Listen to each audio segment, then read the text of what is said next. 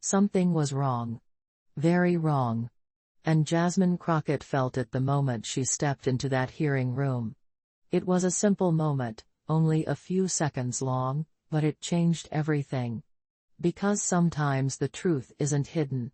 Sometimes it is removed. And when Crockett looked at the papers in front of her, she realized something terrifying. The American people were being shown only the parts someone wanted them to see. The hearing was supposed to be boring. A regular Thursday morning meeting of the House Oversight Committee. A simple topic that sounded almost sleepy. Review of document release procedures in high-profile cases. Nothing exciting. Nothing dramatic. Something that usually attracted 3 journalists, 2 interns, and maybe a few people watching C-SPAN in the background while sipping coffee. But not today. Today was different. Today, people who had been watching the Epstein case for years knew something strange was coming. 3 days earlier, the Epstein estate had done something they had never done before. They had voluntarily released documents. Not to the Department of Justice. Not to investigators who had been working on the case for years. Not to journalists who had been filing FOIA requests non-stop. They released the documents to Congress. And not just Congress. Specifically, to Chairman James Comer's committee. Right away, Crockett felt uneasy. Because the documents did not look normal. They didn't look complete. They looked designed. There were emails showing Epstein's connections to celebrities. Flight logs with familiar names. Deposition excerpts with small details. All things people had already heard about. All things that seemed harmless. But the real problem was simple. What wasn't there? There were no emails between Epstein and Donald Trump. There were no notes about their meetings. There were no business discussions. There were no references to events that had been mentioned in depositions years ago. There were gaps, large gaps. It was like someone took scissors to the archive and cut out everything that could cause trouble for one person. And Crockett noticed. She had spent 72 hours reading every page. She had a blue folder full of notes. She had called DOJ lawyers. She had called journalists who had been tracking the case for a decade. She even called legal experts who told her the same strange thing. This kind of selective release makes no sense. And that was why, when she walked into the hearing room that morning, she was calm. Focused.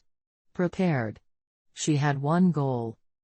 Make Chairman Comer explain, on the record, why the estate chose Congress, and why DOJ was pushed aside. Comer opened the hearing like nothing was wrong. He talked slowly. He talked calmly. He used phrases like commitment to transparency and bringing truth to the American people. He thanked the estate's attorneys. He thanked his committee staff. He thanked everyone except the people actually doing the hard work. He spoke for 15 minutes, repeating the same comfortable lines. But Crockett was not listening to his comfort. She was waiting for her moment. When he finally opened the floor for questions, she raised her hand right away. Comer hesitated. A small hesitation. Barely a second. But it showed everything. He wanted to skip her. He wanted to call on someone safer. Someone who wouldn't ask the wrong questions. But cameras were rolling, and he couldn't. He nodded. "Thank you, Mr. Chairman," Crockett said, her voice steady. "I want to start by asking a very simple question about the documents we received 3 days ago." Everyone in the room shifted. Everyone could feel something heating up. "Can you explain why the Department of Justice, the agency that has been handling the Epstein investigation for years, was not given these same documents?" Comer cleared his throat. "Well, Congresswoman, the estate made the decision about where to send them." "Mr. Chairman," Crockett interrupted gently, but firmly. "That answer doesn't make sense." The room went silent. She continued. "For years, the estate has refused to release these files. They fought journalists. They fought prosecutors. They fought the public. And suddenly they hand over thousands of pages, with no court order, no pressure, no settlement. But only to Congress. Only to this committee. And you didn't find that strange? A few members looked at Comer. He looked uncomfortable. Crockett leaned forward slightly. Her voice lowered, but it became sharper, like a blade cutting cleanly. What I'm asking is simple. Why did DOJ not receive these documents? Why were federal prosecutors, who handle crimes, not included? Who made that decision? Comer tried to recover. The committee welcomes information. That's not my question, Crockett said, again calm, again direct. I'm asking about the chain of custody. I'm asking about the filtering. Because this document release looks filtered. There it was. The word everyone had been avoiding. Filtered. She opened her blue folder.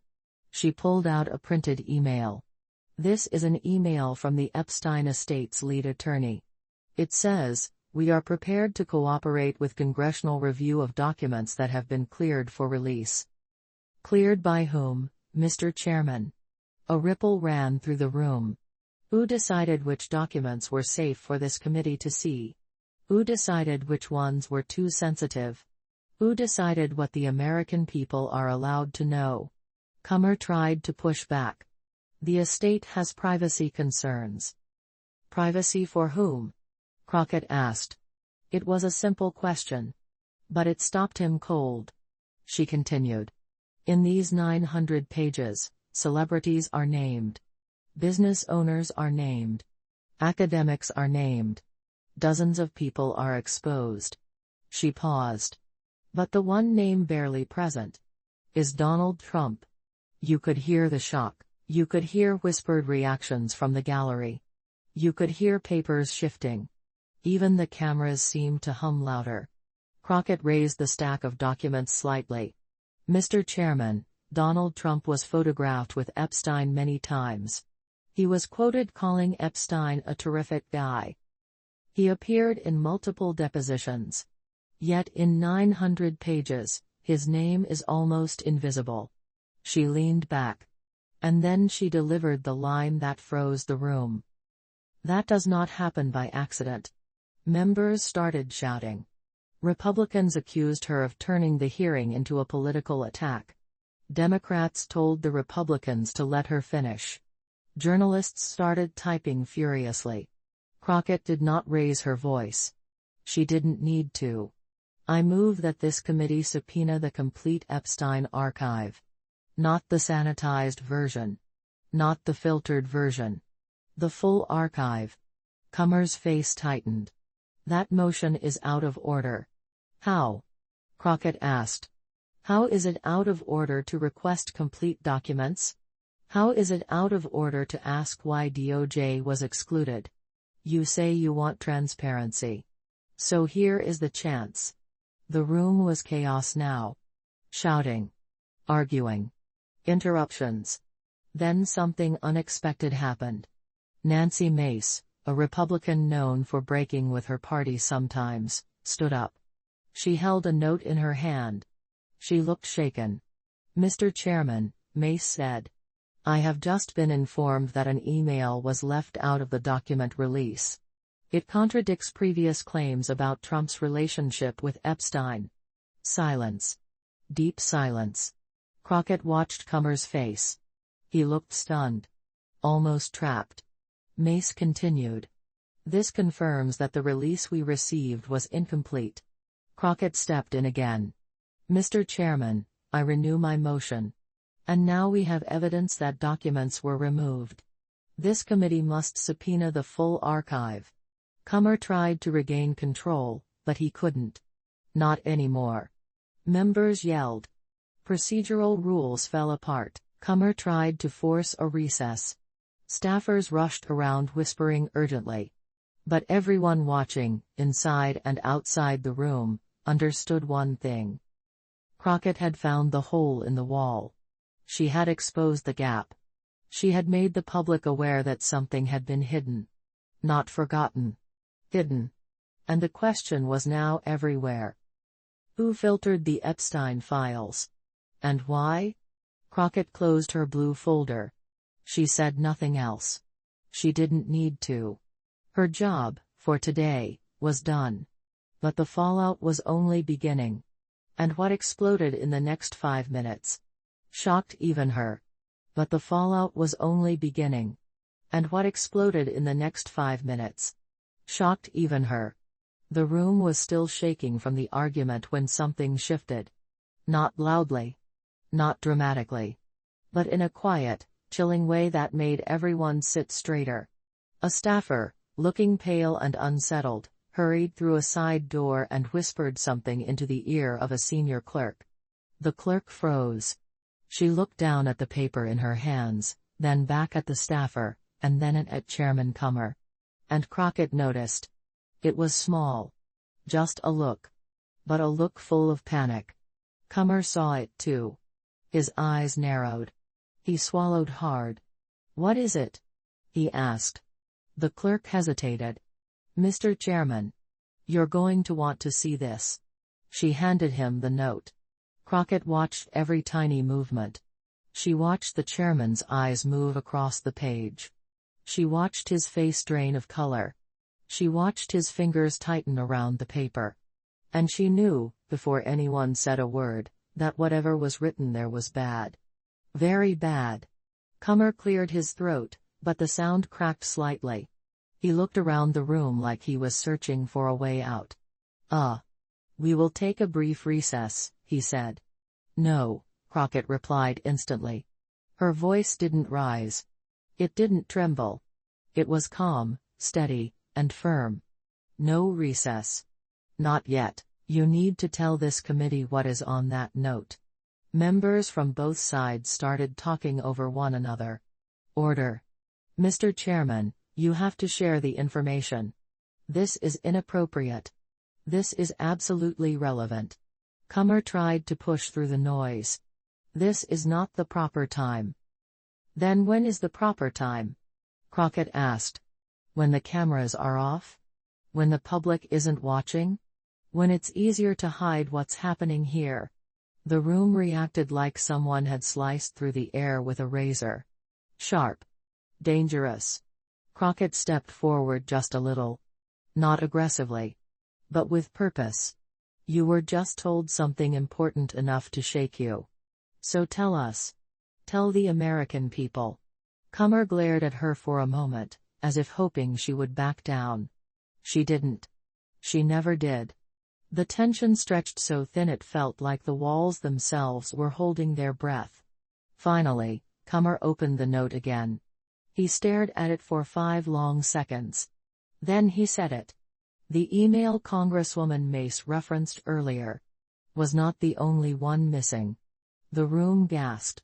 Even journalists whispered sharply. Crockett didn't move. She stayed still, watching him, waiting. Comer continued, each word heavy like a stone. "Another email has surfaced. And this one. This one appears to reference communications between Epstein and senior members of Donald Trump's business team." The room exploded. People shouted. Some members pounded the table. Reporters jumped from their seats to capture the moment. Papers fluttered everywhere as aides scrambled. But Crockett remained calm. Still. Focused. She spoke only 4 words. "Who hid those emails?" Comer tried to recover. "They weren't hidden." "Then where were they?" Crockett asked. "Why weren't they in the release? Why were they withheld from both DOJ and Congress? And who made that decision?" Comer opened his mouth, but nothing came out. It was like watching a wall crack in real time. Slow. Unavoidable. Visible to everyone. Crockett pulled out her blue folder again and placed it gently on the table. "Mr. Chairman," she said, "for the past week, something has been done behind the scenes. Someone has been deciding what we get to see. Someone has been choosing what stays hidden." She picked up one of the pages inside her folder. "And you knew about selective releases. You knew privacy was being used as a shield. You knew the estate was cooperating with Congress, but not DOJ. Comer shook his head. That is not true. Then why didn't you ask why DOJ was excluded? Crockett said again, her voice steady and unshakable. It is the most basic question. The first question any serious investigator would ask. The room went silent again. You could feel people thinking. You could feel the weight of the moment settling on everyone's shoulders. Crockett took a breath. Mr. Chairman, I am requesting, once again, a full subpoena of the entire Epstein archive. Every page. Every email. Every log. Unredacted. Unfiltered. Complete. Nancy Mace stood up again. I support that, she said. And I believe this committee must also ask whether anyone connected to Donald Trump had communication with the estate before these documents were released. A storm erupted. Republican members yelled loudly. They accused Mace of betrayal. They accused Crockett of running a political show. They accused Democrats of weaponizing a hearing. But none of it mattered. The truth was out now. People across the country were already posting online. Clips from the hearing were going viral. Every news network was preparing breaking coverage. Even people who never cared about politics were paying attention. Because this was not just about Epstein. This was about who controls the truth. Crockett took a slow breath and looked around the room. Her voice cut through the chaos with clarity. Mr. Chairman, if documents about celebrities were allowed to be released, if business owners were exposed, if foreign leaders were named, then why were documents about Donald Trump missing? Her words landed like a hammer. Why him? Why only him? Why is the one man with the longest, loudest history with Epstein the one person whose documents didn't make it into the release? Comer slammed the gavel. This hearing is out of control. We are taking a recess. No, Crockett repeated softly. We are not. Everyone froze. It wasn't her volume. It was her certainty. We are not in recess until you answer this. Did anyone from Trump's legal team communicate with the Epstein estate before these documents were handed to your committee? Comer's jaw tightened. He didn't answer. He didn't have to. His silence spoke louder than words. Crockett leaned in slightly. So that's a yes. The room reacted instantly. Members shouted. Reporters typed faster. Cameras zoomed in. Some people yelled for order. Others yelled for answers. But for the first time that morning, Comer looked trapped. Truly trapped. And Crockett wasn't done. She opened another page in her folder. This is a timeline summary, she said. It shows that the estate communicated with someone using a protected channel 5 days before the documents were released. Everyone stopped talking. A protected channel was not normal. Not in politics. Not in legal work. Not in document handling. It meant something private. Something controlled. Something secret. Crockett continued. We don't have the names of the people on that channel. We don't have the content. We only have a record that contact occurred. But what we do know is this. After that communication, the documents you received were incomplete. And DOJ was excluded. Her voice softened. It made the room lean in. That is not coincidence, that is coordination. Comer stood up quickly, almost knocking over his microphone. This hearing is suspended until further notice. He grabbed the gavel. But he never got to strike it. Because another staffer rushed in. She looked terrified. She handed a new note to a senior Democrat, who immediately passed it to Crockett. Crockett read it. Her eyes widened slightly. Then she looked directly at the chairman. Mr. Chairman. You need to sit back down. Her tone was different now. Quiet. But commanding in a way that froze everyone. Comer hesitated. What now? He whispered. Crockett held up the note. This, she said slowly, is a message from DOJ. Now the room didn't just go quiet. It felt like all the oxygen was sucked out. DOJ is requesting immediate clarification, Crockett continued. They were just informed that Congress received Epstein documents without DOJ review. They are demanding to know why. Comer blinked. They were informed? By whom? Crockett looked down at the note again. Then she looked back up. By someone inside this building. The room erupted again, louder than ever. Crockett raised her voice slightly, not in anger, but in direction. This hearing will not recess. This hearing will continue. And we will find out who filtered these files. She leaned forward, eyes locked on Comer. And this time, Mr. Chairman. You are going to answer the questions. The cameras zoomed in. Every viewer at home leaned in. Every reporter raised their microphone. Because what happened in the next 3 minutes changed everything. And it pushed the hearing into a place no one expected. And the stunning confession that followed left the room completely silent. The room froze as if time itself had stopped. Every camera pointed forward. Every reporter leaned in. Every lawmaker sat back, suddenly unsure what would happen next. The note Crockett held trembled only slightly in her hand. Not from fear, but from the weight of what it contained. A young committee staff attorney, someone usually invisible, someone who rarely spoke, rose from the second row. She looked nervous. She looked pale. But she also looked determined. Mr. Chairman, she said softly, I need to speak. Comer stared at her as if she had appeared out of thin air. You are out of order, he said quickly. This is a member hearing. But the attorney didn't stop. Mr. Chairman, she repeated, I am the person DOJ contacted. The room gasped. No one expected that. Not from her. Not from someone who never made a sound in any hearing, ever. Crockett slowly turned toward the young attorney. Please, she said gently, tell us what happened. The attorney swallowed hard. Then she took a breath that sounded like courage. 3 weeks ago, she began, our committee staff received an inquiry from an attorney connected to the Epstein estate. He wanted to know who in Congress should receive the upcoming document release. Crockett's eyes narrowed. Upcoming document release, she repeated. So this was planned. Yes, the attorney said. It was planned.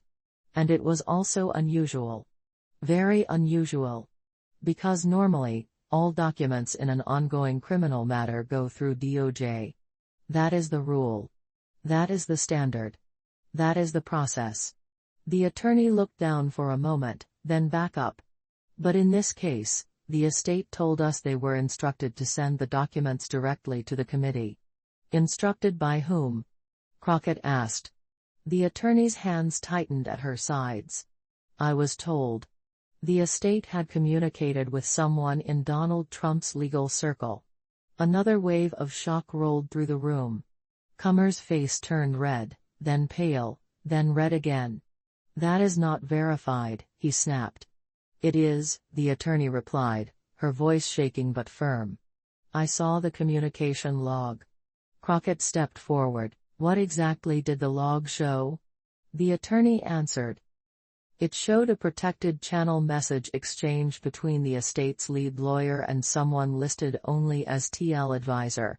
When I asked what that meant, I was told it meant Trump legal advisor. Cameras flashed instantly. Some members shouted accusations. Others demanded calm. Journalists whispered in frantic bursts. It was chaos again, but this time, a different kind. This time, something was unraveling. Crockett held her hand up. Please continue, she said gently. The attorney nodded. The estate told us that certain files were cleared for congressional review. Only certain ones. Not all. Only the ones deemed safe. That was the exact word they used, safe. Crockett closed her eyes for a brief moment. Safe. Safe for whom? The attorney continued. I asked whether DOJ had approved the release. They told me DOJ was not included in the decision. They told me, Quote, "This route is more appropriate." Crockett felt her stomach drop. More appropriate for who? She asked. The attorney shrugged sadly. They didn't say. But the implication was clear. The room went silent again. For the first time, members who had been loudly defending the filtered release finally looked uncertain. Crockett stepped toward the witness microphone. "Mr. Chairman," she said calmly, "this young attorney has just confirmed what we suspected. Someone attempted to bypass DOJ. Someone filtered the files. Someone tried to manage what Congress, and the public, gets to see." She paused. "And all roads point in one direction." Comer slammed his gavel so hard the wood cracked. "This is political theater," he shouted. "This is a disgrace." Crockett didn't move. She didn't raise her voice. She just looked at him with the same steady gaze she used in every cross-examination. "Mr. Chairman," she said, "what is a disgrace is hiding information from the American people." Comer was breathing hard now. His hands tightened around the broken gavel. He looked at his staff. He looked at the cameras. He looked at the committee. Then, in a moment no one expected, he whispered something. Something shocking. Something small. But something that changed the entire room. "I didn't know," he said quietly. Crockett frowned. "You didn't know what, Mr. Chairman?" Comer swallowed. "I didn't know the estate was communicating with Trump's legal advisors." The room erupted again. Crockett's tone stayed calm. "So you admit there was undisclosed communication?" Comer didn't answer. He stared down at the shattered gavel as if it were the pieces of his credibility. Crockett leaned forward one more time. "Mr. Chairman, this committee has a duty. A duty to the justice system. A duty to the victims. A duty to the American people." She glanced around the hearing room. "Our duty is simple. We must seek the full truth." She opened her blue folder one final time. And she read her motion. "I move to subpoena the complete, unedited Epstein archive. Every email. Every flight log. Every deposition. Every document withheld from DOJ. I move to bring in the estate's attorneys for questioning. And I move to request records from any Trump-associated legal advisors who communicated with the estate." The room shook with noise. Members shouted. Some demanded a vote. Others demanded silence. Cameras flashed like lightning. Reporters kept shouting questions. It was chaos, but a powerful kind of chaos, the kind that happens when truth finally forces its way into the light. Then something unexpected happened. A Republican member, one who had stayed silent the entire time, lifted his microphone. "I second the motion," he said quietly. The entire room went dead silent again. Comer's eyes snapped up. "You what?" "I second the motion," the Republican repeated. "We cannot allow filtered documents. We need the truth." Crockett didn't smile. She simply nodded. Because this was not about winning. This was about accountability. Comer sat back slowly, defeated. "Fine," he said. "We will vote." The vote was taken. The motion passed. Subpoenas were approved. The full archive would be obtained. For the first time in years, all documents would be forced into the open. DOJ would finally receive everything. And the truth, whatever it was, would finally come out. Crockett closed her folder. She took a slow breath. She looked at the American people, through the cameras, through the screens. And she said, "This is not about politics. This is about truth. And the truth is not a thing to be filtered." Pushpin emoji, final ending wording for your YouTube video. Thank you for watching this deep dive. What happened in this hearing was not just political drama. It was a rare moment when someone stood up and refused to accept a filtered version of the truth. Jasmine Crockett asked the questions no one else wanted to ask. And because of that, the American people are now closer to seeing what has been hidden for years. If you believe in full transparency, If you believe the public deserves the whole truth. If you believe no one, no matter how powerful, should decide what you are allowed to see, then stay with us. We will keep following this story until every document is revealed. Hit the like button. Subscribe for more clear and simple political storytelling. Drop a comment telling us what document you think will be the most explosive. Turn on notifications so you don't miss the next upload. Your support helps us keep uncovering stories that actually matter.